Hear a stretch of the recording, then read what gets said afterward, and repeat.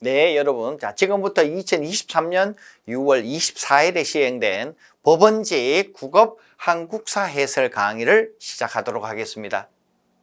자, 문제 1번입니다. 밑줄 친 이 단체의 활동으로 옳은 것을 모두 골라달라라고 했습니다. 옳은 것 모두 골라달라. 이 단체는 무엇인가? 정부의 지원을 받아 설립된 고종에게 아래 문서를 제가하였다. 자, 첫 번째로 외국인에게 의지하지 말고 관민이 합심하여 보는 순간 여러분들이 헌의육조라는 걸 아시겠죠? 2조도 한번 볼까요? 외국의 이권에 관해서는 바로 중추원 의장과 함께 날인해달라. 헌의 6조 중 제2조 내용입니다. 자, 헌의 6조가 들어있는 이 단체는 여러분 잘 알고 계신 독립협회에 관한 문제로 치환되겠습니다. 독립협회에 대해서 아래에 맞는 것을 골라라. 1번 구국운동 상소문을 지었다. 맞는 문장이죠.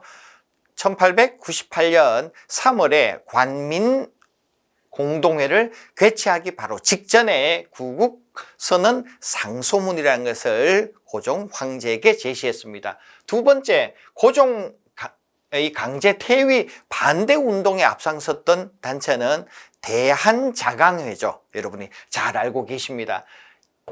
디귿, 일제 황무지 개관권 요구에 반대하였다. 황무지 개관권은 1904년 러일 전쟁이 시작될 무렵 일본이 우리나라에게 쓰지 않는 땅을 자기들이 개간하겠다고 했습니다. 이때 우리나라 보국안민회, 즉 보안회가 만들어져서 반대운동을 했고 고종은 그것을 빌미로 일본에게 노를 했습니다. 그래서 결국 황무지 개관 요구 반대를 관철시켰죠. 바로 보안회에 관한 내용이 되겠습니다. 리얼, 러시아의 내정 간섭과 이권 요구에 반대하였다. 내정 간섭이란 1896년 2월에 아관 파천이 있었습니다. 그래서 고종이 러시아 공사관에 가 있었죠. 그 후 얼마 지나지 않아서 독립협회가 만들어졌기 때문에 러시아의 내정 간섭을 반대했습니다. 그리고 이권 요구라고 하면 우리나라 오늘날 영도 앞바다 전룡도라고 하는 곳에서 그들이 석탄 저장고를 빌려서 사용하겠다라고 했는데 이것을 결국 되지 않는다고 해서 관철시켰습니다. 그래서 맞는 것만 골라라이니까 정답은 기억과 리얼이 들어있는 정답은 2번이 되겠습니다. 그런데 선생님, 이 문제 쉬운 문제입니까? 어려운 문제입니까? 라고 여러분들이 물으신다라면은, 자, 출제 빈도를 보면 알 수 있을 텐데요. 제 교재 출제 비밀 노트에 보면은 헌의 6조는 이전에 시험에 5번 나왔다. 즉, 빈출 여러분들에게 2급이다 이렇게 표현하고 있습니다. 그런데 정답이 되었던 내용을 본다라면요. 니은은 시험에 출제 빈도 6번 나왔던 역시 2급입니다.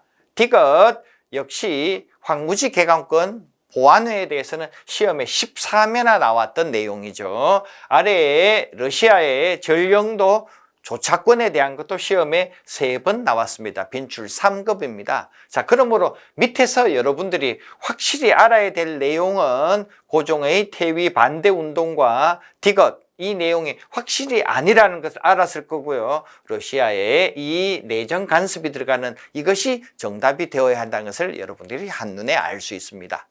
자, 다음으로 문제 2번입니다. 다음 법령에 따라 추진된 사업이 실시되었던 내용으로 가장 옳은 것을 골라달라고 했습니다. 자, 첫 번째, 토지조사 및 청량은 이 령에 의한다. 토지조사령에 대한 내용입니다. 여러분들이 잘 알고 계신 토지조사 사업은 1912년부터 18년까지 있었던 일제의 우리나라 경제수탈 정책이었습니다. 자, 보기 1번 보겠습니다. 국민부가 조선혁명당을 경성하는 모습이다. 국민부는 여러분 알고 계시는 것처럼 1929년에 만주 쪽에서 만들어졌던 우리나라의 독립운동단체였습니다. 북만주 쪽에서는 혁신의회가 있었는데요. 상대적으로 국민부가 조선혁명당을 만들었고 여기에 양세봉이 훗날 헌경선 정투 같은 것을 했다라는 것을 여러분이 알고 계실 겁니다. 위에서 1912년부터 18년이니까 1910년대에 일본의 우리나라 이 정책에 대한 것을 알아달라고 했기 때문에 1번은 정답으로부터 벗어났습니다. 2번, 러시아에 대한 광복군 정부, 대한 광복군 정부는 이상설이 정통력이었던 연해주에 있었던 내용입니다. 1914년이라는 것 여러분 알고 계실 겁니다. 그러므로 이 기간 안에 들어가기 때문에 2번은 정답 후보입니다. 3번, 신여성, 삼천리 등의 잡지가 발행되는 모습. 신여성과 삼천리라는 이 잡지도 1920년대에 있었기 때문에 이 내용 또한 1번 우리 이 조건문에 부합되지 않습니다. 4번, 연해주의 한국인이 중앙아시아로 강제 이주되었다. 연해주는 블라디보스톡, 우스리스크 중심에 우리 한인 사회가 많이 있었죠. 그런데 1937년 소련의 스탈린이라고 하는 지도자가 일본이 우리나라에 만주사변을 일으키고 청일전쟁을 일으킬 이때쯤 해서 일본과 우리가 가까워질 것을 두려워해서 오늘날 카자흐스탄과 우즈베키스탄으로 중앙아시아로 수십만 명을 이거를 했습니다. 이것이 1937년의 모습이었기 때문에 역시 정답은 1, 2, 4가 아닌 1, 3, 4가 아닌 정답은 2번이 되겠습니다. 선생님, 이 문제 쉬운 문제입니까? 어려운 문제입니까? 자, 여러분들이 공부를 했으면 쉽고 안 했으면 어려웠을 텐데요. 객관적으로 여러분들에게 제가 기준을 설정했죠. 빈출 1, 2, 3급에 해당하는 내용은 쉬운 문제다. 4급, 5급이 나오면 비교적 까다로워도 여러분이 맞춰야 된다. 자, 한번 보겠습니다. 사료문은 시험 문제 출제 빈도가 10회입니다.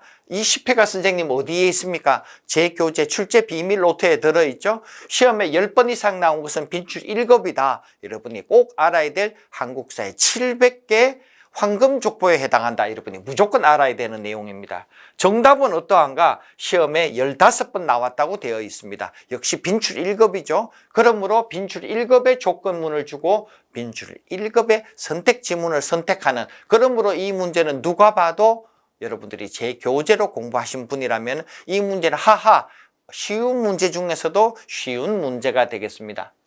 문제 3번입니다. 가나다 세계의 사건을 일어난 순서대로 가장 바르게 나열해 달라. 자, 법원직 문제에서는 꼭 해마다 이렇게 순서를 묻는 문제가 두세 문제가 나왔습니다. 이번에도 예외가 아닌데요. 자, 이고등이 이종식, 임종식, 이복기, 한뢰를 비롯해서 이 사료문에서 여러분들이 한뢰라는 사람은 사료문에서 공부한 적이 평소 있으실 것 같습니다. 그런데 중요한 것은 바로 이 두 번째 줄에 정중부 등이 왕을 모시고 궁궐 개경으로 돌아왔다입니다. 다시 말하면 이것은 정중부 이 의방의 난, 흔히 말하는 우리가 무신의 난이라고 불리우는 1170년의 난입니다. 이 연도가 외워야 되는 것은 여러분 너무나 자명하죠. 두 번째, 김부식이라는 사람이 군대를 모아서 서경을 공격하였다. 서경에 누가 있길래요? 네, 바로 묘청이 있기 때문입니다. 우리가 이것을 묘청의 난이라고 하죠. 묘청의 난 외워라는 거 제가 한 50번, 100번 말한 것 같아요. 연도가 1135년입니다. 외우는 방법은 삼국사기가 1145년에 쓰여졌다 그랬죠? 네, 10년 앞서서 묘청의 난이 있었다라고 강조해 드렸습니다. 척준경이라는 사람이 마음을 돌려서 이자겸을 제거하였다. 이것이 이자겸의 난이라는 거죠. 이자겸의 난은 묘청의 난보다도 9년 앞섰다라고 제가 노래를 불렀죠. 1126년이었습니다. 그러므로 순서를 바로 잡아라 한다라면은 나가 역순이 되겠습니다. 나가가 있는 정답은 4번이 되겠네요. 자, 선생님, 이 문제의 난이도는 어떻습니까? 자, 첫 번째로 무신의 난 1170년은 여러분들 교재에 시험에 7번 나왔다. 빈출 2급으로 표기되었습니다. 김부식의 묘청의 난 진압 내용은 시험에 16회 나온 빈출 1등급입니다. 아래에 있는 이자겸의 남도 시험에 10번 나왔다고 표기해드렸죠. 여러분들이 책을 찾아보시면 빈출 1등급에 들어있습니다. 그러므로 이 문제는 비교적 쉬운 문제다. 이 일을 제기하기 어렵습니다. 문제 4번입니다.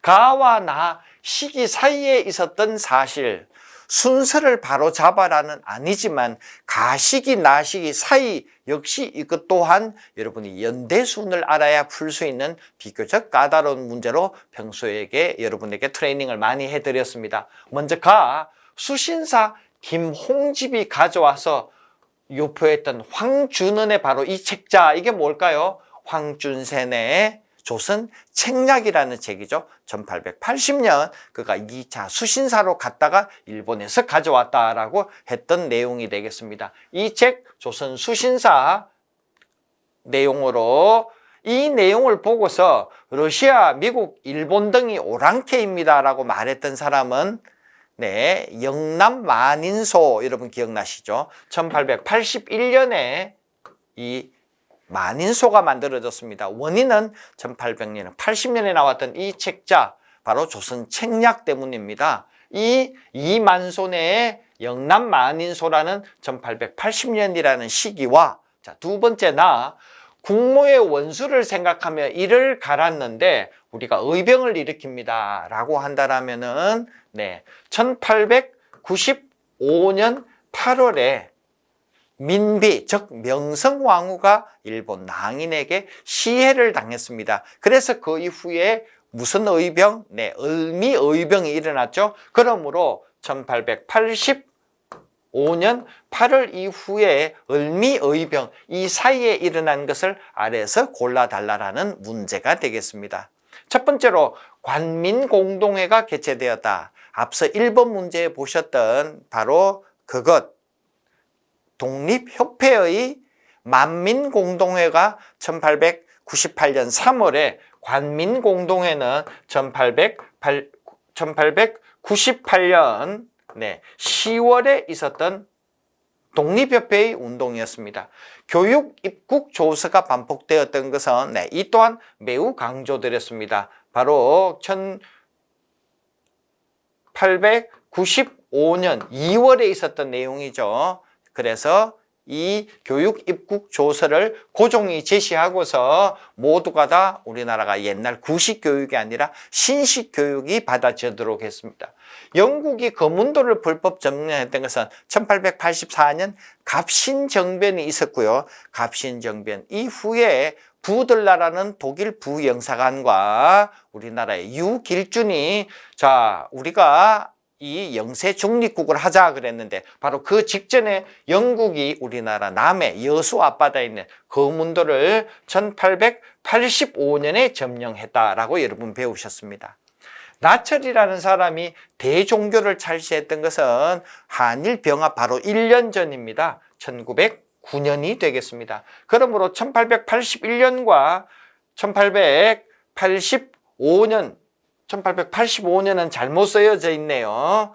1895년이 되겠습니다. 자, 제가 글씨를 쓴다는 게 잘못 썼던 내용인데요. 1894년에 동학농민운동이 일어났고 11월에 우금치 현상으로 우리가 동학운동이 실패로 끝난 다음에 1895년에 삼국 간섭이 있었고, 삼국 간섭 이후에 시모노세키 조약, 그리고 삼국 간섭 이후에 러시아와 가까워질 것을 일본이 우리를 싫어해서 민비 시해 사건이 있었다라는 내용이었습니다. 1881년부터 95년 사이에 14년 사이에 있었던 것을 골라라고 하니까 바로 정답은 리언과 디귿이 되겠네요. 1898년은 아웃, 1909년은 아웃이었습니다. 그러므로 두 개 리언과 디귿이 있는 정답은 3번이 되겠습니다. 자, 이 문제는 얼마나 어려운가? 첫 번째로 여러분에게 황준은의 조선 책략에 대한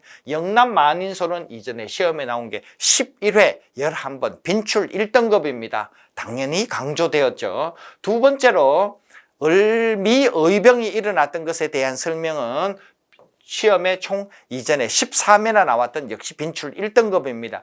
그러므로 이 두 가지 조건문을 여러분이 안 배웠다, 모르겠다 이렇게 말할 수 없죠. 왜냐하면 제 교재에 나와 있는 대로 여러분에게 설명드렸기 때문입니다. 그렇다면 정답이 되었던 관민공동회는 시험에 5번 나와서 역시 제외였고요. 교육 입국 조서는 무려 11번이 나왔습니다. 역시 빈출 1등급이죠. 그러므로 여러분들이 정답을 고르기에는 꽤나 어렵지 않았던 문제가 되겠습니다. 자, 문제 5번입니다. 다음 사실이 다음 사실이 있었던 시대에 대한 내용으로 옳은 것을 보기 위해서 모두 골라라라고 했습니다. 옳은 것. 엄수아는 영월군의 향리로 키가 크고 낯선 이름입니다. 영월군의 향리, 키가 크고 담력이 있었다. 여러분들이 사료문 어느 시중의 책에서도 본 적이 없을 겁니다. 저 역시도 꽤나 낯선 사료문입니다. 나라의 법에 향리에게 아들 셋이 있으면 아들 하나는 벼슬하는 것이 허락되어서 역시 본 적이 없는 사료문입니다. 엄수아는 관례에 따라 중방서리로 보임되었다. 중방은 여러분 배운 적 있죠? 중방은 무엇입니까? 네, 고려시대 때 우리나라 무장들이 모여서 회의하던 기구다라고 설명드렸습니다.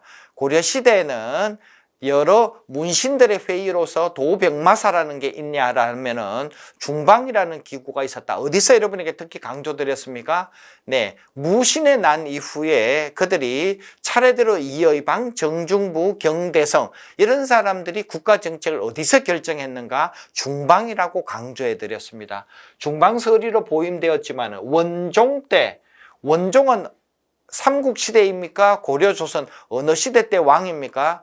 우리나라 삼국시대나 조선시대는 원종이란 말이 없습니다. 그럼 어디서 나오냐? 고려시대 때 원종이 나왔죠. 어떻게 나왔습니까? 네, 최우 때 몽골의 침입이 있었는데 원종 때 우리가 저 몽골과 함께 화해하고 개경 천도를 했다. 몇 년에요?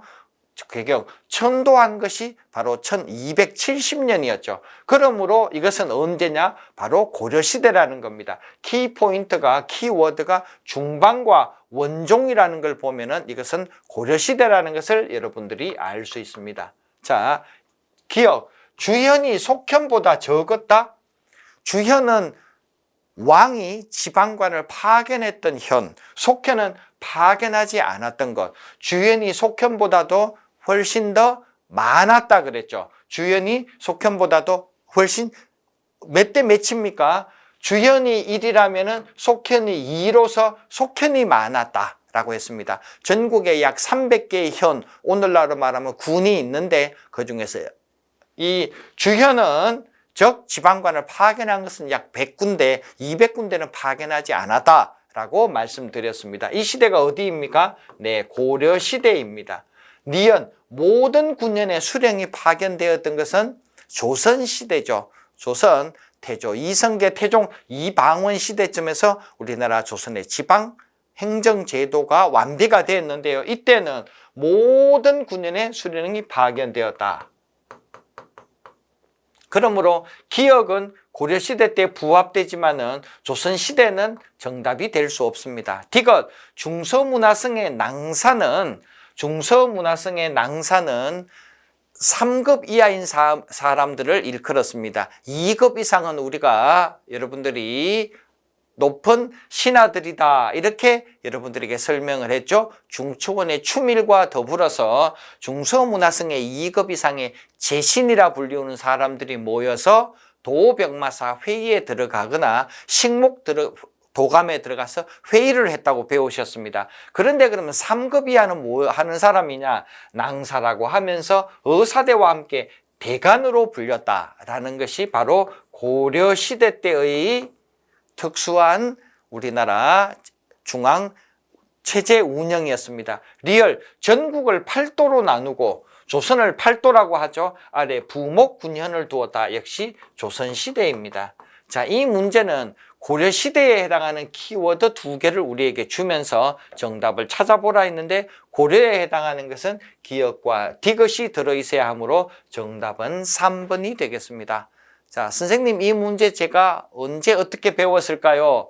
중요한 난이도를 말씀드린다라면은 바로 이 중방이라고 하는 것 여러분 교재 찾아보시면은 시험에 6번 나온 적이 있어서 빈출 2등급입니다. 중방은 조선에는 없는 고려의 무신 집권기의 회의기구다라는 내용이고요. 원종이라는 왕 때의 이 개경으로서의 환도, 강화도에서 돌아온 것은 이보다 숫자가 훨씬 더 많죠. 그래서 낯선 내용이 들어있지만은 키워드는 여러분이 잡을 수 있어야 합니다. 자, 이번 시험의 특징은 앞서 총평 때도 말씀드렸지만은 지문 자체가 익숙하지 않은 것들이 들어 나왔습니다. 다만 거기에는 핵심 단어, 맥과 급소에서부터 여러분들이 유추해야 된다는 것을 다시 한번 강조해 드리게 됩니다. 자, 기억에 대한 주현이 속현보다 적었다라는 내용은 출제 빈도가 8회, 역시 빈출 2등급이었고요. 디귿의 중서문화성의 낭사, 대간의 내용은 출제 빈도가 5회이기 때문에 역시 빈출 2등급, 여러분들이 놓치지 않았을 거라는 생각이 듭니다. 자, 이번에 문제 6번입니다.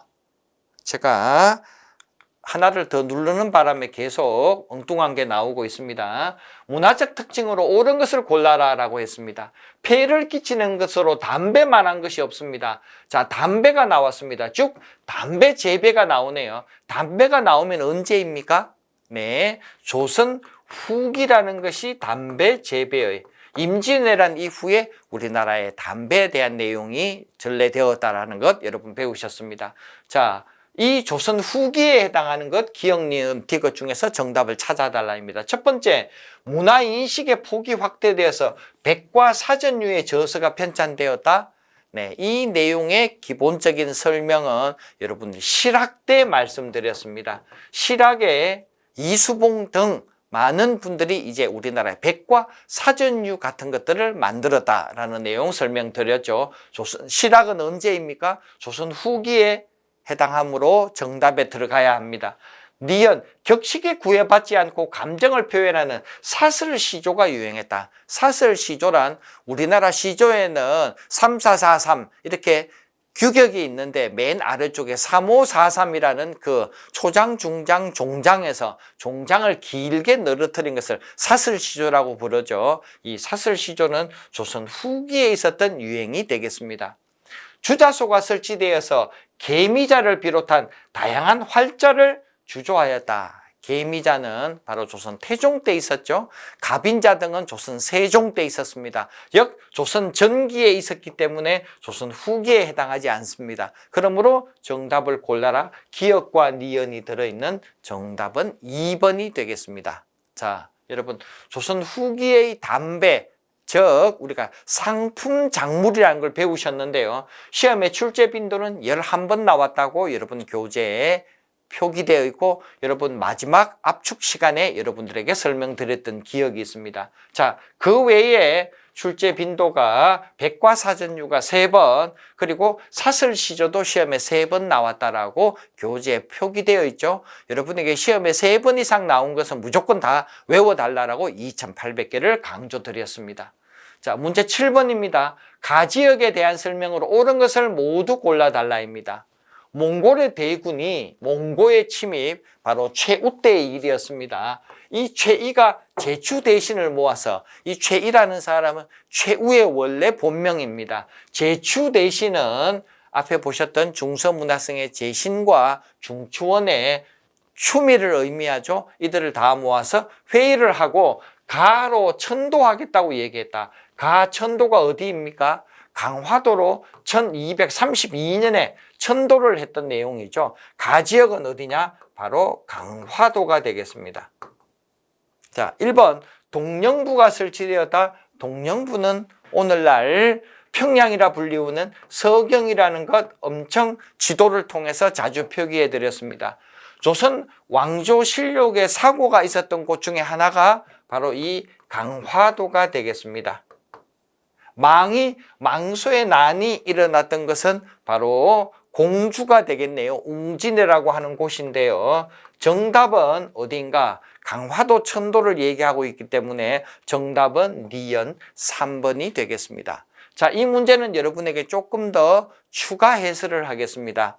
조선 왕조실록은 임진왜란 전과 후로 나뉘어집니다. 임진왜란 전, 조선 전기를 한번 보겠습니다. 4대 사고가 있었습니다. 첫 번째로 한양에 있었습니다. 두 번째로 충청북도 충주에 있었습니다. 세 번째로 전라북도 전주에 있었습니다. 네 번째로 경상북도 성주라는 곳에 있었습니다. 한양, 춘추관, 그리고 충주, 전주, 성주, 이것이 조선 전기의 4대 사고였습니다. 그런데 임진왜란이 일어나고 나서는 조선 후기에는 4대 사고가 아닌 5대 사고로 늘어납니다. 그것이 어딘가? 자, 첫 번째로 한양에 춘추관이 있습니다. 두 번째로 평안도 쪽에 묘향산 쪽에 묘향산 사고가 있었습니다. 세 번째로 강원도 오대산 사고가 있었고요. 네 번째로 경상북도 태백산 사고가 있었습니다. 그리고 다섯 번째가 바로 인천 강화도 쪽에, 강화도에 가면 만이산이라는 곳이 있습니다. 여기에 사고가 있었습니다. 이것이 조선 후기의 5대 사고인데요. 훗날 이 묘향산 사고는 전라북도 무주의 적산상으로 옮겨지기는 했습니다만은 기본적으로 여러분이 알아야 될 5대 사고 속에 뭐가 있었습니까? 조선 왕조실록을 조선 후기에 보관하는 강화도 만이산, 혹은 만이산 옆에 여러분들이 정족산 사고, 이렇게 기억하고 계실 겁니다. 정답은 3번이 되겠습니다. 이 문제도 약간 까다로운 감은 있습니다만은 동령부가 평양으로 망이망소유가 여러분이 공주로 너무 잘 알고 있기 때문에 정답을 찾는 데에는 여러분들이 크게 어렵지 않았을 것 같습니다. 자, 우리 1232년 최우 때의 강화도 천도는 시험에 무려 16번 나왔다라고 교재에 표기되어 있는 빈출 1등급이었습니다. 동령부에 대해서는 동령부의 설치는 시험에 한 번 나왔고 바로 얼마 전에 국가직에 나와서 2번이라고 여러분에게 수정해 드렸는데요.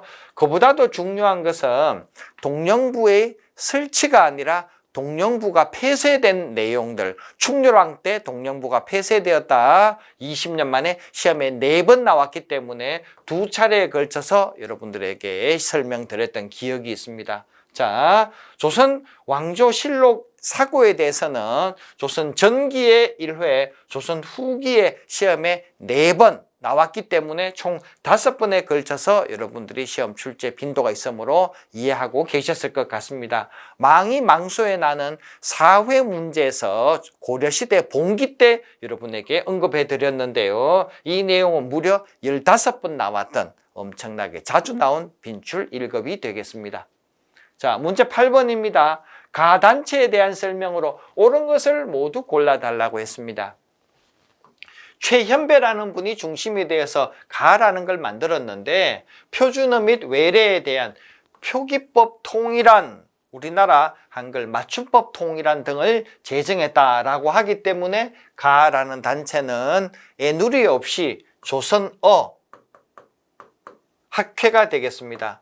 조선어 학회는 1931년 만들어졌는데요. 10년 전에 만들어졌던 1921년에 조선어 연구회가 확대 개편된 것이라고 여러분에게 설명드렸습니다. 그러므로 조선어 학회에 대한 내용으로 정답을 찾아달라.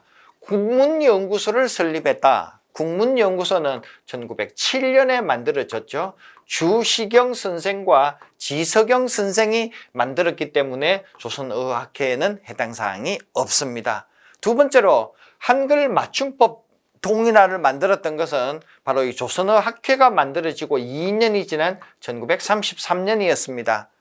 우리말 큰 사전을 편찬하려고 준비하였다는 말을 바꾸면은 완성하지 못했다라는 내용이 되겠습니다. 왜냐? 1942년에 일본이 우리 민족 말살 정책을 만들게 되면서 우리나라 조선일보, 동아일보를 폐간시키고 조선어 학회 사건을 만들어서 사람들을 다 잡아갔기 때문입니다. 그러므로 조선어 학회에 해당하는 것은 니은과 디귿 요 두 가지가 되겠습니다. 리얼, 개벽과 어린이 등의 잡지를 발행했던 것은 여러분들이 잘 알고 계시는 동학이 변해서 만들어지는 우리나라 종교단체가 있었죠. 만세보라는 신문을 만들었던 단체이기도 합니다. 자, 그러므로 개벽과 어린이 등이 나왔던 바로 이 천도교라는 단체에서 만들어진 것과는 전혀 연관이 없기 때문에 정답은 리언과 디귿 3번을 찾으셔야 되겠습니다.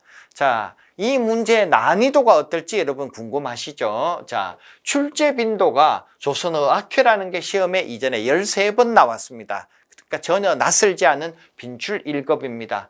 자, 한글 맞춤법 통일안도 시험에 이전에 3번 나온 적이 있다라고 교재에 표기되어 있습니다. 제가 말씀드리는 교재는 기본적으로 출제 비밀 노트 혹은 여러분에게 출사표라는 제 교재 혹은 출제 중심 한국사라는 책에 똑같이 출제 빈도가 다 표기가 되어 있죠. 그러므로 제가 여러분에게 거짓말 할 수 없습니다. 왜? 여러분 교재 찾아보면은 거기에 숫자가 나오고 있기 때문이죠. 우리말 큰 사전도 시험에 3번 나온 적이 있다 했습니다. 빈출 1등급을 주고서 여러분에게 빈출 3등급을 물어보는 그런 문제가 되겠습니다. 자, 9번 문제입니다. 기억 이후에 일어난 사건으로 가장 옳은 것을 골라달라. 자, 기억이 여기 있습니다. 대한제국 대황제는 대프랑스 대통령의 글을 보냅니다. 일본이 우리나라에 불의한 일을 자행했다. 이 불의한 일이 무엇인가입니다. 그래서 쭉 밑에 내려다 보면은 강제로 뭔가가 체결됐대요. 그리고 저는 조인을 한 적이 없습니다. 자, 대한제국 황제가 조인, 도장을 찍은 적이 없는 문서가 무엇일까요? 네, 바로 여러분들이 딱 떠오르시죠? 을사늑약이 되겠습니다. 일본인들이 강제로 우리를 이렇게 회의 상황을 몰아가지고 이렇게 도장을 찍어가지고 내 도장도 안 받고 외교 조약이 맺어졌다고 한다. 그러므로 을사늑약 이후의 일을 찾아라. 을사늑약은 1907년 11월에 있었던 일입니다. 이후에 무엇이 생겼느냐라고 우리에게 묻고 있습니다. 첫 번째, 포츠머스 조약이 체결되었다.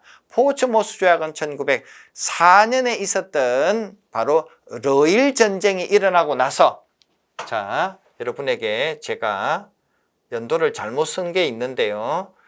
아무래도 지우개가 필요한 것 같아서 지우개를 잠깐 꺼내놓고 설명을 드려야 되겠습니다.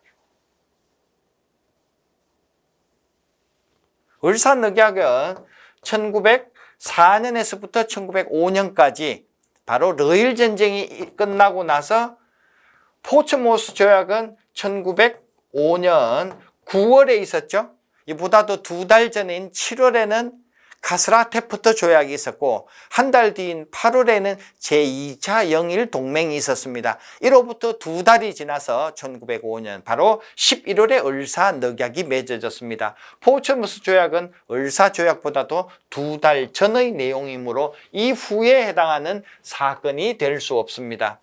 이사청의 관리가 파견되었다. 이사청의 관리 파견은 저도 설명한 적이 솔직히 없습니다. 저뿐만 아니라 우리나라에 있는, 서울에 있는 어느 시중 교재도 이사청에 대한 설명은 전부 합니다. 제가 이번 기회에 다 찾아봤는데요. 없습니다. 이사청에 대한 관리가 자기 책에 있다는 분 있으면 저한테 연락 주시기 바랍니다. 이사청이라는 건 뭐냐 하면은 요즘 여러분 기업에 가면은 부장 다음에 이사, 상무, 전무, 부사장, 사장 이렇게 말하죠. 이사는 주식회사의 꽃입니다. 그런데 공무원 사회에서 이사는 2급 공무원을 오늘날 우리가 이사관이라고 부릅니다. 1급 관리관, 2급 이사관, 3급 부이사관 이렇게 부르는데요. 관리관 위에 선생님 1급 위에는 뭡니까? 장관, 차관은 정무직이라고 해서 급수가 없습니다. 무급입니다. 1급 관리관, 2급 이사관인데요. 1905년 을사늑약이 맺어지고 나서 다음해인 1906년 2월에 일본이 우리나라 저 남산 어귀에 조선 통감부라는 걸 만듭니다. 그리고 한 달 뒤에 이토 히로부미가 우리나라에 왔는데요. 1906년 2월에 우리나라 서울의 통감부를 만들면서 전국 10개 도시의 이사청이라는 걸 만들었습니다. 통감부 이사청. 통감부 이사청이란 이사들이 있는, 한자로 한번 써볼게요. 이사.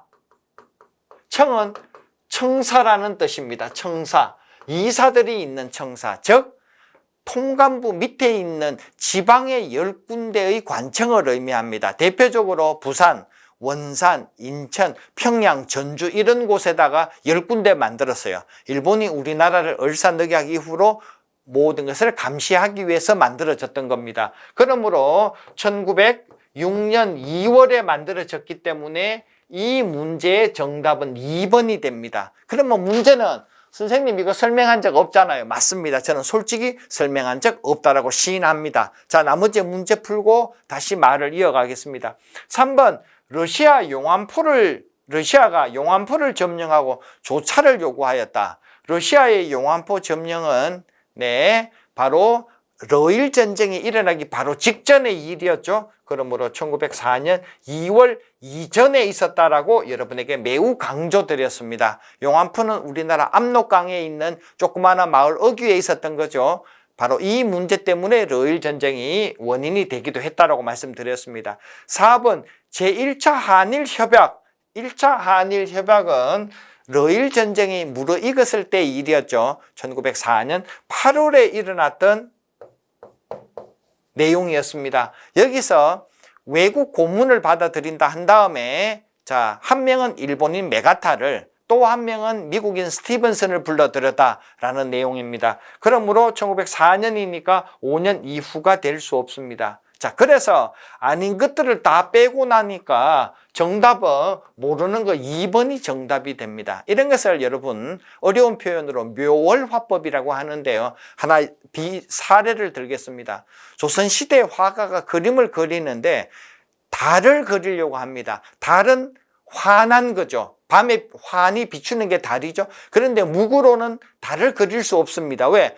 묵으로 찍어버리면은, 묵으로 검정색을 이렇게 찍어버리면 달이 아니라 시커먼 점이 되는 거죠. 그래서 옛날에 달을 그릴 때는 바깥에 구름을 이렇게 그려줍니다. 먹으로. 그러면은 먹으로 구름을 그린 중앙에 텅 빈 것, 이게 뭐냐 하면은 이것을 달이라고 보게 되는 겁니다. 이것을 묘월화법, 달을 묘사하는 건데요. 시험 문제에서 다 알아야 푸는 거 아니죠. 정답을 한눈에 찾을 수도 있고요. 때로는 아닌 걸 빼서 남는 것이 정답일 수 있는데, 이번 바로 이 9번 문제는 제가 총평 시간에 말씀드렸지만은 어려운 문제가 비교적 까다롭게 4개가 있었는데 그 중에 하나입니다. 그런데 이것은 언어 일타 선생님이 고백했습니다. 나도 가르친 적이 없다. 솔직히 저도 설명한 적이 없습니다. 그러나 1번, 3번, 4번은 명확하게 설명했고 아니기 때문에 아닌 것을 확실히 빼고 나면 나머지 2번이 정답이 된다는 겁니다. 그럼 평소에 어떻게 배웠는지 한번 볼까요? 바로 이 을사늑약은 시험에 11번 나왔던 적이 있는 설명입니다. 그래서 여러분이 놓치지 않았을 것 같습니다. 포스모스 조약은 시험에 9번 나왔던 빈출 2등급이라고 말했습니다. 이사청은 한 번도 나온 적이 없습니다. 3번 출제 빈도가 3번입니다. 4번 출제 빈도가 8번입니다. 그러므로 나머지가 다 출제 빈도가 있기 때문에 여러분들이 이 문제를 안 배웠습니다라고 해도 제가 드릴 말씀은 없지만은 정답을 찾는 데는 어렵지 않습니다. 한마디만 더 보태겠습니다. 쉽지만 틀릴 수 있는 문제가 있지만요. 어려워도 맞출 수밖에 없는 문제가 있습니다. 어려워도 맞춰야 될 문제가 있는데 이것은 정답으로부터 보면은 어려울 수 있지만은 여러분이 틀릴 이유가 1, 3, 4번에 없다라는 말씀을 다시 한번 강조드리겠습니다. 10번. 가와 나 시기 사이에 있었던 걸로 가장 옳은 것을 골라달라. 가, 영락 5년. 영락 5년은 누구입니까? 바로 광개토 대왕입니다. 광개토 대왕이 사람들을 데리고 내려가가지고 뭘 합니까? 먼저, 그가 백제를 점령합니다. 그리고 두 번째로 서기 400년에 신라를 구원해서 외를 처부수게 되었다라는 내용이죠. 광개토 대왕 첫 번째 나왔습니다. 두 번째 나입니다. 고구려왕 거련하면 누구입니까? 장수왕의 본명이라 그랬죠. 그가 3만 명을 이끌고 내려가서 성문을 불태우고서 누구? 게로왕을 살해하였다라는 내용이 되겠습니다. 이 문제 475년에 있었던 바로 그 내용이 되겠죠. 장수왕의 내용. 광개토왕이 400년에 저 남쪽으로 내려가서 신라 원정을 하게 됩니다. 이 사이에 있었던 거, 신라의 병부가 설치되었다. 바로 법흥왕 때 일이죠. 517년이었습니다. 고구려가 평양으로 천동했던 것은 사기쳐서 갔다. 제가 이렇게 여러분에게 힌트 드렸죠. 427년인데 400년과 475년 사이이기 때문에 정답은 2번이 후보입니다. 3번 고유왕이 좌평과 관등제를 만들었던 것은 백제에서 260년이기 때문에 문제의 정답과는 너무 거리가 있습니다. 백제군의 공격으로 건초고왕이 공격했죠. 고국 원왕이 정사했던 것은 371년이었습니다. 시험에 무척 많이 나왔던 내용이죠. 정답은 바로 2번이 되겠습니다. 자, 출제 빈도 한번 볼까요? 네, 시험에 광개토 대왕의 원정은 6번 나왔습니다. 장수왕의 이 한성 함락 사건은 시험에 무려 19번 나왔던 겁니다. 정답은 어떨까요? 고구려 천도는 평양성 천도는 무려 시험에 24번이나 나왔던 이 문제는 비교적 쉬운 문제라고 여러분에게 설명드릴 수 있겠습니다. 자, 11번 가에 들어갈 내용으로 옳은 것을 모두 골라달라고 했습니다. 평택 현감 변징문이 하직하니 이름이 어렵지만은 사료 여러 책에 들어 나와 있는 내용입니다. 그러면서 마땅히 칠사를 해야 된다라고 조선 성종실록에 나와 있는 내용입니다. 자, 변징원이라는 사람이 성종에게 지방관으로 가는 수령들은 7가지 해야 할 일이 있다라고 말했습니다. 그 중에서 첫 번째로 호구를 누리는 것 수령 칠사에 들어 있습니다.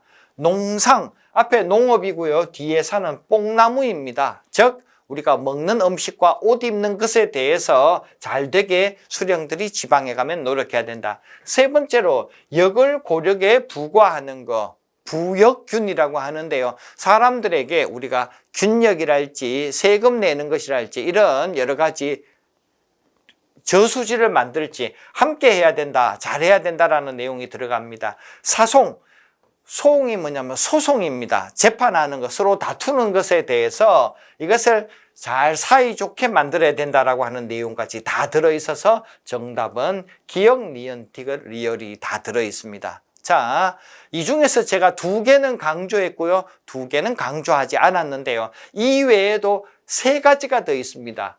수령 칠사라고 했기 때문에 그 중에 첫 번째가 학교흥, 학교를 즉 공부 배우는 것을 열심히 흥하게 해야 된다라는 내용이 있고요. 두 번째로 군정수라는 게 있습니다. 우리가 군의 의무를 다하고 이 군 일을 수령들이 맡아서 닦을 숫자를 씁니다. 흥자는 한자로 쓰면은 이게 흥할 흥자가 되겠고요. 숫자는 닦을 수, 잘 되도록 해야 된다입니다. 그리고 마지막으로 간사하고 교활한 것을 불식시키다, 없앤다라는 내용입니다. 이 내용으로 추가 3가지가 있는데요. 이 내용에 대해서 시험에 몇 번 어떻게 나왔느냐. 첫 번째로 수령 칠사는 시험에 7번 나온 적이 있다 해서 빈출 2등급이었습니다. 호구를 내리는 것은 시험에 딱 2번 나왔습니다.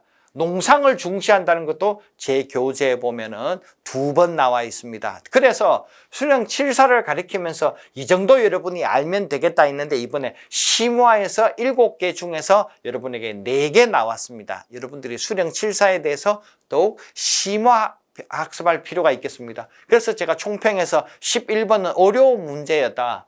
수령 칠사가 시험에 7번 나와서 하나같이 다 꼼꼼하게 공부한 분들은 쉽게 맞췄을 거고요. 대충 공부하는 분들은 조금은 까다롭다라는 생각이 들었던 문제가 되겠습니다. 자, 다시 12번입니다. 다음 조약이 조인된 시기를 연표해서 옳게 골라달라고 했습니다. 자, 이 내용은 각 당사국은 타 당사국의 지배하에 있는 태평양 지역에 있어서의 우리나라의 무력 공격을 자국의 평화와 안전을 위해서 이 내용을 여러분이 읽어 나가면서 미 합중국의 육해 공군이 우리나라에 들어온다. 6.25 사변이 1950년 6월 25일 날 전쟁이 일어났는데 이것이 3년이 지난 1953년에 7월 달에 우리나라 정전선언이라는 게 있었죠. 이때 이승만이 한 달 전에 어떻게 했습니까? 거제도에서 방공포로를 풀었습니다. 그리고 3개월이 지난 10월 1일 날 오늘날 우리가 국군의 날이라 부르던 바로 그때 한미 상호 방위 조약이 맺어졌다는 겁니다. 이 내용은 한미 상호 방위 조약이라는 것을 아는 것이 사료의 키워드입니다. 언제 일어났을까요? 바로 6.25 전쟁이 일어나고 나서 제2차 헌법 개정 공포 1954년 11월에 바로 우리나라 헌법 공포가 4.4.5 헌법이 개정이 있었죠. 그 사이인 정답은 나가 되겠습니다. 자, 여러분들이 한미 상호 방위 조약은 시험에 얼마나 나왔느냐? 이전에 7번 나온 적이 있는 빈출 2등급입니다. 놓칠 이유가 없었죠. 6.25 전쟁은 발발되었다가 시험에 6번 나왔습니다. 1950년이었죠. 그러므로 이 문제도 여러분들이 빈출 2등급이기 때문에 어렵지 않게 풀었으리라고 이렇게 짐작이 됩니다. 13번, 다음 연설을 한 대통령의 집권기에 일어난 사실로 가장 옳은 것을 골라라입니다. 자, 대통령이 뭘 말했느냐? 지금 이 순간 엄숙한 마음으로 금융실명 거래 및 비밀 보장에 대한 금융실명제에 대한 내용입니다. 언제입니까? 1993년 김영삼 대통령이 여름에 발표했던 긴급조치였습니다. YH 무역 사건이 일어났다. 1979년 박정희 대통령 시의 사건 바로 직전의 일이었죠. 20년 가깝게 차이가 납니다. 제4차 경제개발계획은 자 1차가 1962년, 2차가 67년, 2자와 7자의 1, 2가 나갑니다. 그러므로 4차는 1977년이라 여러분에게 이렇게 설명했습니다. 1977년은 바로 박정희 대통령 때이기 때문에 정답이 될 수 없습니다. 국민기초생활보장법. 자, 우리가 최저생계비가 필요하다.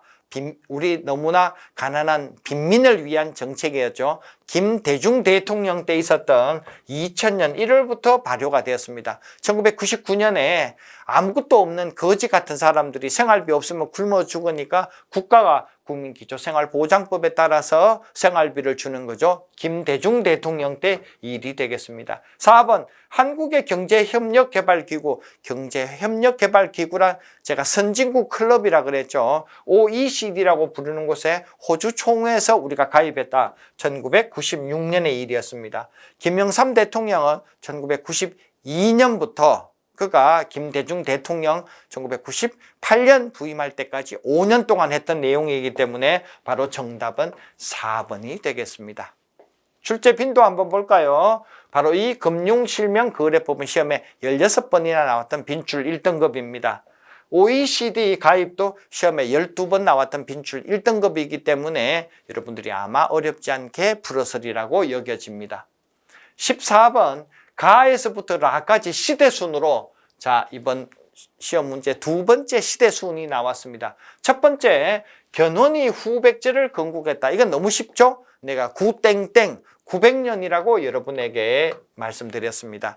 궁예는 1년 뒤인 901년이었죠. 자 신문왕이 관료전을 지급했던 거 굉장히 많이 강조했습니다. 687년의 일이었습니다. 관료전을 지급한 2년 후에 689년에 그가 녹업을 폐지했다 이렇게 강조했습니다.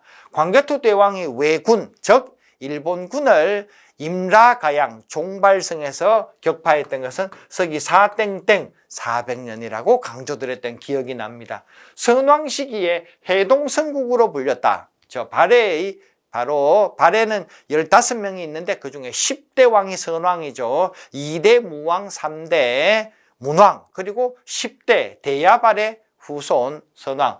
이 사람은 813년부터 830년 언저리입니다. 그러므로 9세기 전반이 되겠습니다. 9세기 초. 자, 순서대로 9세기 초인데 이게 9세기 초라는 말은 830년 플러스 마이너스가 되겠습니다. 선왕이 재직했던 것은. 그러므로 정답을 찾아라니까 다가 1번이 되겠고요. 나가 2번, 그리고 라가 3번이 되겠습니다.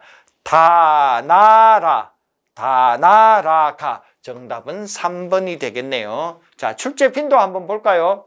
후백제 건국은 시험에 14번 나왔던 빈출 1급, 관료제는 시험에 26번 무려 나왔던, 다는 광개토 대왕의 왜군도 시험에 21번, 해동국 성국도 시험에 14번 나왔기 때문에 최소한 시험에 10번 이상 나왔던 다 빈출 1급이네요. 그죠? 그러면 어렵지 않게 이 문제는 그냥 여러분들이 줍줍, 문제 형태는 어려워도 정답은 쉽게 찾아야 될 문제가 되겠습니다.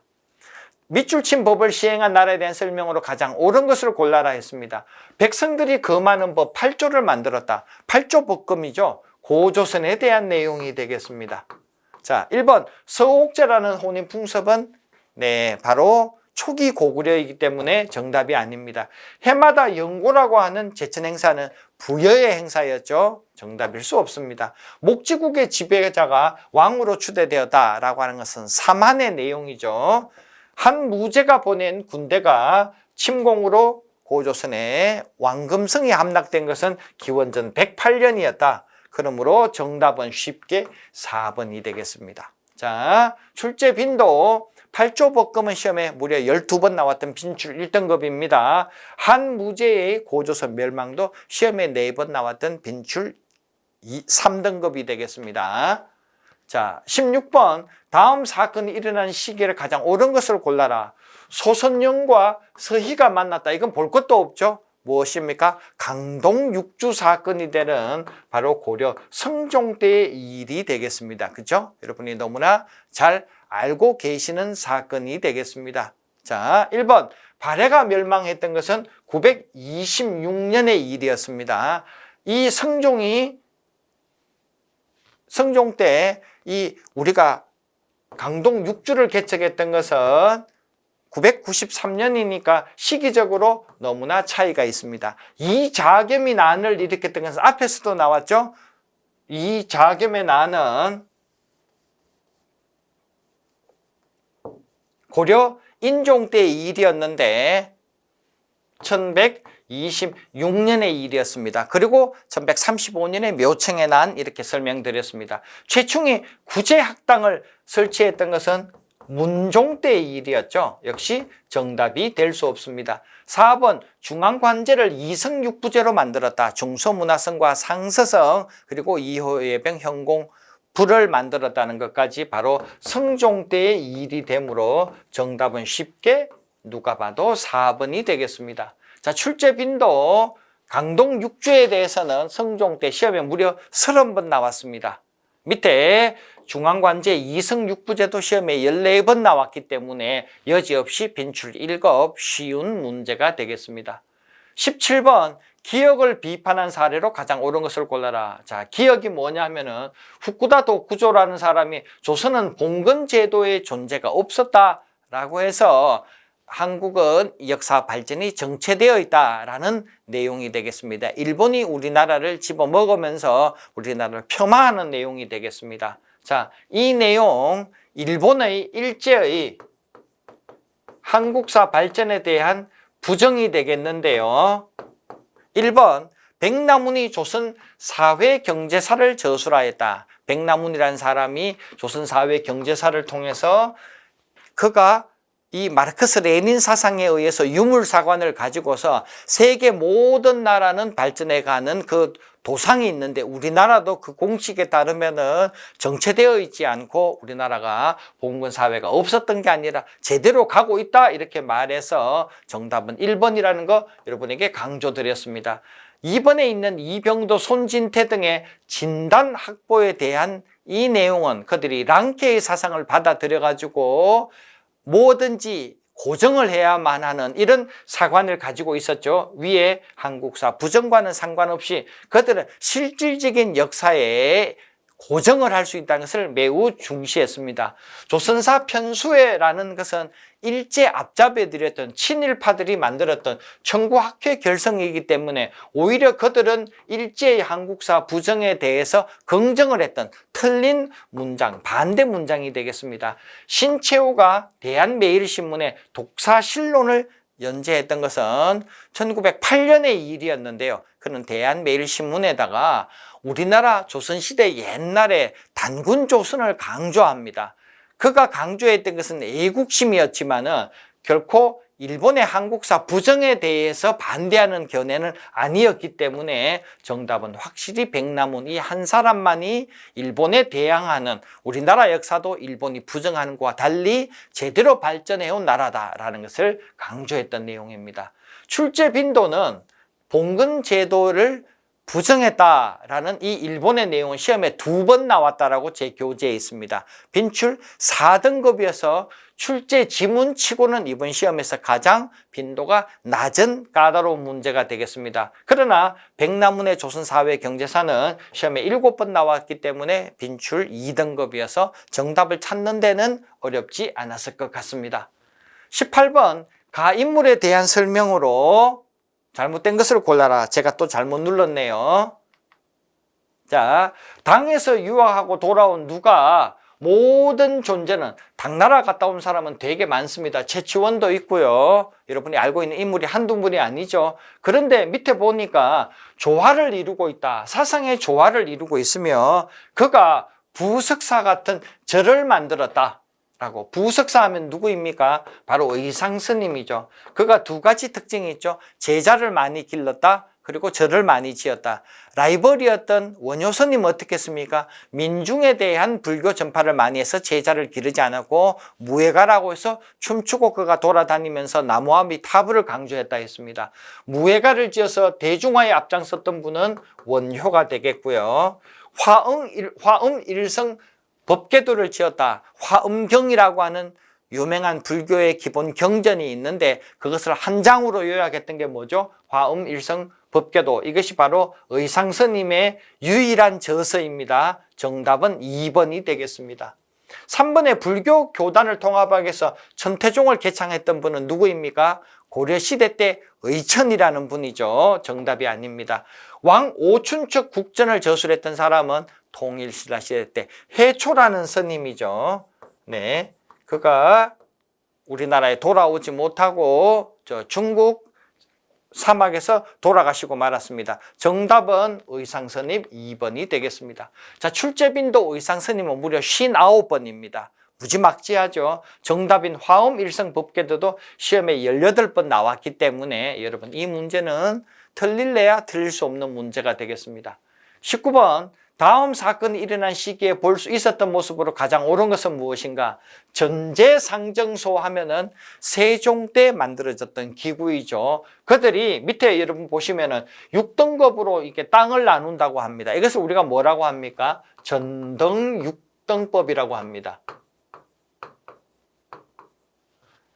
풍흉에 따라서는 연분 9등법 이렇게 말하죠. 세종 때의 일이었습니다.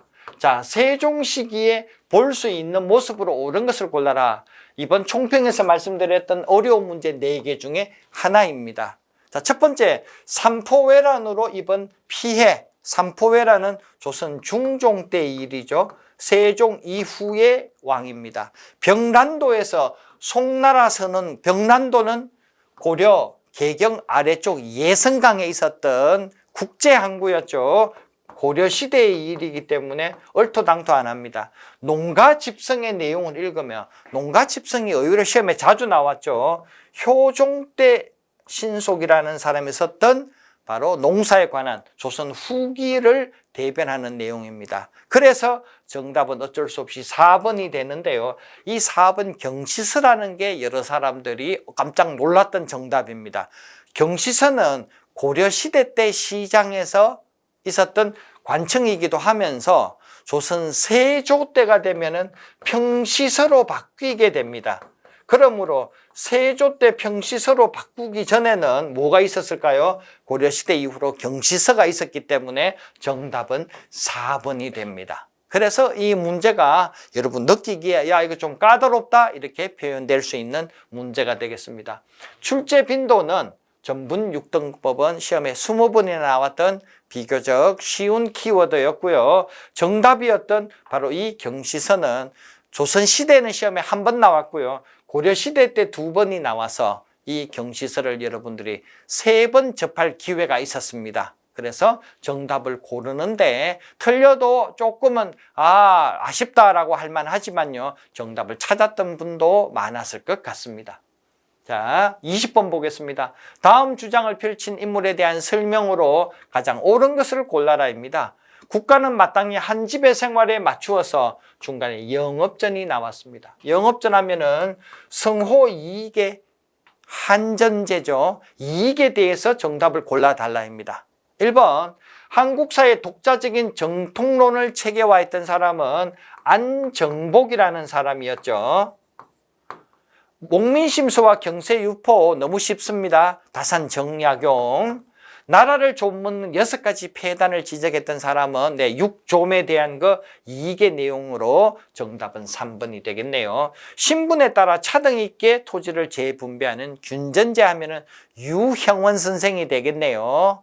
그러므로 정답은 바로 3번이 되겠습니다. 자, 출제빈도 이익은 무려 51번 나왔다고 제 책 교재에 표기되어 있습니다. 6가지 좀에 대한 것도 시험에 이전에 4번 나왔다고 표기되어서 2800개 여러분 시험 대책안에 있기 때문에 틀릴 문제는 아니라고 말씀드릴 수 있습니다. 21번, 다음 사건과 관련된 내용으로 가장 옳은 것을 골라라. 왕이 어머니 윤씨가 왕비 자리에 있다가 쫓겨나고 죽었다는데요, 성종이 나왔습니다. 그럼 누구일까요? 성종의 아들인 연산군에 대한 내용이죠. 연산군의 엄마가 누구입니까? 폐비 윤씨였죠. 폐비 윤씨에 대한 내용의 설명입니다. 1번, 수양대군이 단종을 내쫓고 왕위에 올랐던 것을 1453년에 우리가 계유정난이라고 하죠. 자, 이 문제와 연관이 없습니다. 조광조를 비롯한 많은 살인이 피해를 입었다. 조선 중종 때의 일이었죠. 이것을 우리가 기묘사화라고 부릅니다. 3번, 연산군이 훈구파를 제거하고 권력을 강화했다. 첫 번째는 언제였습니까? 그가 1498년에 무오사화를 일으켰죠. 김종직 때문에. 그리고 나서 다시 1504년에 일으켰던 바로 이 두 번째 사화, 갑자사화를 의미하게 됩니다. 정답은 3번이네요. 이조 전랑의 임명 문제를 두고 사림간에 갈등이 있었던 것은 사림파 간의 김효원과 심의견이 선조 때 있었던 붕당에 대한 내용이죠. 그러므로 정답이 될 수 없습니다. 정답 3번. 자, 연산군 때의 2개의 사화 중에서 갑자사화에 대한 내용입니다. 자, 출제 빈도 바로 이 연산군 폐비 윤씨에 대해서는 시험에 이전에 5번 나왔다고 표기되어 있습니다. 그리고 훈구파를 그들이 제거하면서 갑자사화를 일으켰다는 것이 시험에 3번 나왔기 때문에 빈출 2급, 3급의 조건문과 정답문이 되겠습니다. 자, 22번, 개혁 기간에 있었던 사실로 옳은 것을 골라라. 박술이라는 사람에게 임금이 말했습니다. 내가 25년 동안 왕이 되었는데 쭉 내려가다 보니까 결정적으로 후뇨를 지어서 후세에게 전한다. 후뇨 10조 누구입니까? 바로 태조 왕건에 관한 내용이 되겠죠. 자, 1번, 공산전투가 전개되었다. 공산은 어디입니까? 대구 팔공산이라 그랬죠. 바로 대구 쪽에 있었던 왕건과 견훤의 전투였죠. 927년에 있었던 공산전투입니다. 그리고 나서 3년 뒤에 뭐가 있었습니까?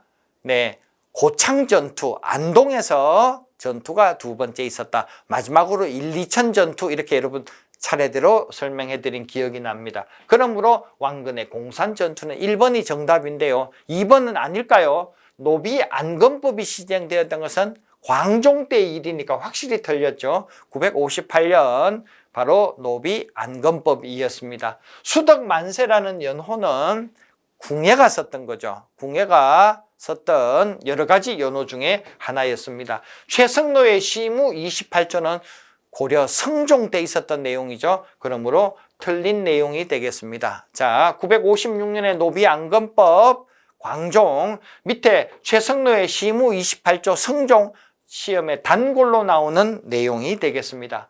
출제 빈도 바로 이 왕건의 후뇨 10조 자체는 시험에 8번 나왔습니다. 공산전투도 시험에 2 더하기 3, 총 5번 정도 나왔는데요. 공산 전투 자체가 2번 나왔고 고창 전투가 3번 나오면서 여러분에게 2번에 걸쳐서 설명드렸던 기억이 있습니다. 문제 23번. 가와 나 사이에 있었던 사실로 가장 옳은 것을 골라라. 자, 가. 진흥왕이 이사부에게 명해가지고 결국 대가야를 집어먹었다. 대가야, 엄청 제가 강조 많이 했죠. 대가야 점령은 바로 법흥왕이 뒤에 있었던 금관가야를 점령한 후 30년이 지난 시점이다 라는 것을 매우 강조드렸습니다. 532년에는 금관가야 법흥왕, 30년 뒤인 962년에 대가야 항복이었습니다. 백제군 한 사람이 천명을 당해내면서 쭉 싸웠는데 개백이 싸웠다. 언제입니까? 바로 660년 김춘추가 보낸 김유신과의 바로 전투가 되죠. 황산벌 싸움이 되겠습니다. 이 2개 사이에 정답을 골라라. 백제가 웅진으로 천도한 것은 성왕 때 일이었습니다. 538년의 일이니까 562년보다 빨라서 아웃입니다. 소스림왕이 불교를 수용했던 것은 아버지 고국 원왕이 죽고 나서 372년에 태학 설립과 함께 있었다 했습니다. 신라가 기벌포에서 당군을 물리쳤던 것은 마지막 676년에 삼국 통일 마지막 사건이었죠. 이 내용으로 여러분들이 기벌포 사건까지 공부하셨는데요. 이 사건 바깥에 있습니다. 고구려가 수나라 군대를 살수해서 격파했던 것은 을지문덕이죠. 을지문덕의 승리는 612년 고려 영양왕 때 일이었습니다. 562와 660 사이에 들어갔던 내용은 바로 을지문덕의 영양왕 살수대첩 정답 4번입니다. 자, 출제 빈도 한번 볼까요? 앞에 대가야의 멸망은 27번, 황산벌 싸움은 시험에 6번 나왔던 출제 빈도니까 여러분들이 제대로 공부하신 분이라면 충분히 정답을 찾았을 것 같습니다. 마지막 을지문덕의 살수대첩도 시험에 13번이나 나왔던 빈출 키워드입니다. 24번. 다음 헌법이 적용 시기에 나타난 사실로 가장 옳은 것을 골라라. 대통령이 통일에 관해서 중요한 정책을 이렇게 말하다가 3번째 줄에 통일주체 국민회의가 나옵니다. 이것을 우리가 유신헌법이라고 하죠. 유신헌법은 박정희 대통령이 1972년 7.4 남북 공동성명 이후에 10월 유신을 단행하고 1972년 12월에 국민투표로 바로 발효되었던 그 헌법이 되겠습니다.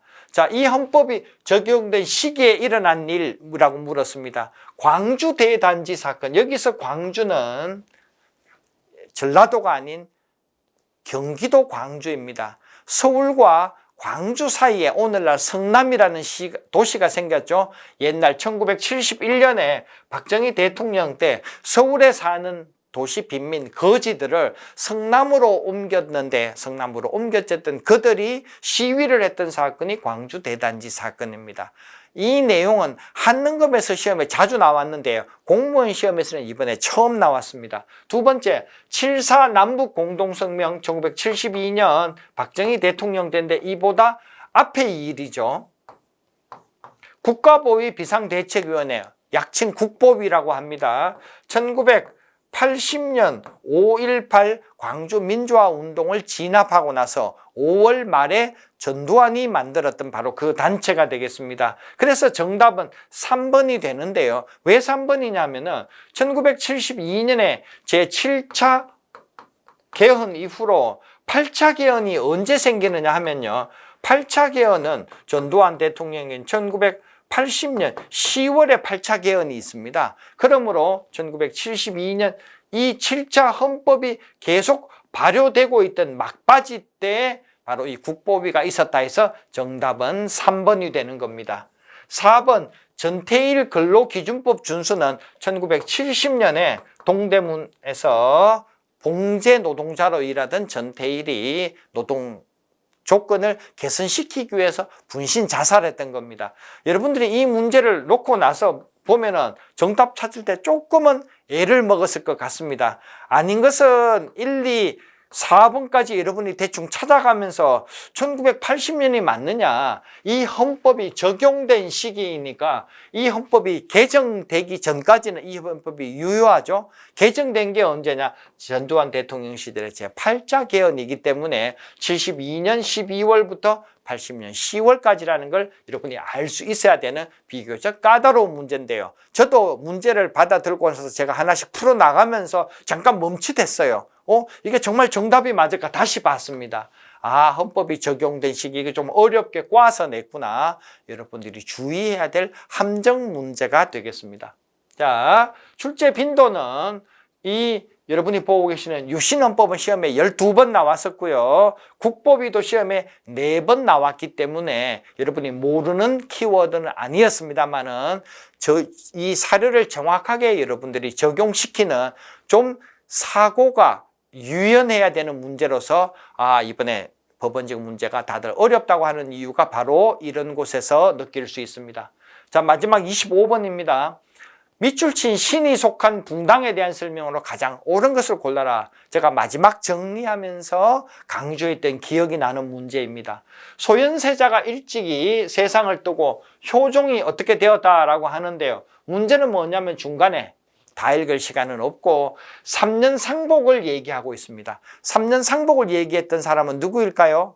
네, 바로 남인이었습니다. 그들은 현종 때 서인과 대립을 하면서 3년 상복을 입자 이렇게 했고 효종의 아내 효종비에 대해서는 1년을 입자라고 준비했던 남인이 되겠습니다. 자, 1번 노론과 소론으로 분열되었던 것은 서인이죠. 언제 분열됐습니까? 경신황국 때, 숙종 때 첫 번째 황국 때 그들이 노론과 소론으로 나뉘어졌습니다. 그래서 노론의 송시열과 소론의 윤정이 나누어졌다. 수업 시간에 강조드렸습니다. 그들은 서인이기 때문에 X입니다. 2번 기사환국을 통해서 재집권하였다. 기사환국, 기사환국은 여러분이 잘 아시는 바로 이 장희빈의 아들을 태어나고 나서 그를 세자로 만들기 위한 원자 정호를 하게 되는데 이때 송시열 등이 반대를 해서 송시열에게 사약을 내렸고 반대파였던 남인들이 득세를 했다 설명을 드렸죠. 득세 세력이 남인이니까 바로 정답에 부응하게 되겠습니다. 임목대비의 폐위를 주장했던 사람은 임목대비는 선조의 와이프였습니다. 그래서 광해군 때 임목대비를 폐위해야 되겠다라고 북인이 주장을 했습니다. 이후에 폐모살제라는 명분으로 서인이 앞장서고 남인이 동조해서 광해군을 몰아내게 되니 그 명분이 바로 임목대비를 폐위시킨 일이었다. 북인이 쫓겨나는 스토리가 되기 때문에 남인이 아닙니다. 성혼의 학파를 중심으로 형성되었던 것은 율곡 이이와 이 성혼, 경기도 파주에 있었던 이 사람들을 우리가 흔히 서인이라고 부르게 되고요. 훗날 숙종 때에는 성혼 중심으로 소론으로 분파하게 되는데 결국은 서인이 되겠습니다. 그러므로 정답은 남인을 찾아라 2번이 됩니다. 자, 이 문제는 제가 평소 수업 시간에 여러분이 잘 대비하면 쉬운 문제이고 정확하지 않으면 어려운 문제이기 때문에 앞에 예속 논쟁에 대해서 2가지 기갑, 기해 예속 논쟁, 갑인 예속 논쟁 그리고 뒤에 나오는 3가지 경기갑, 경신왕국, 기사왕국, 갑술왕국까지 5가지는 꼭 끌어안고 가야 한다 했는데 바로 거기서 문제가 예속 논쟁과 환국이 연결돼 나왔던 예상했던 문제가 그대로 나왔다고 설명드릴 수 있습니다. 자, 이렇게 해서 2023년 법원직에 대한 해설을 다 마칩니다. 여러분들이 하나하나 찬찬히 생각해 보시고 2024년에는 잘 대비해서 좋은 성적 거두시기 바랍니다.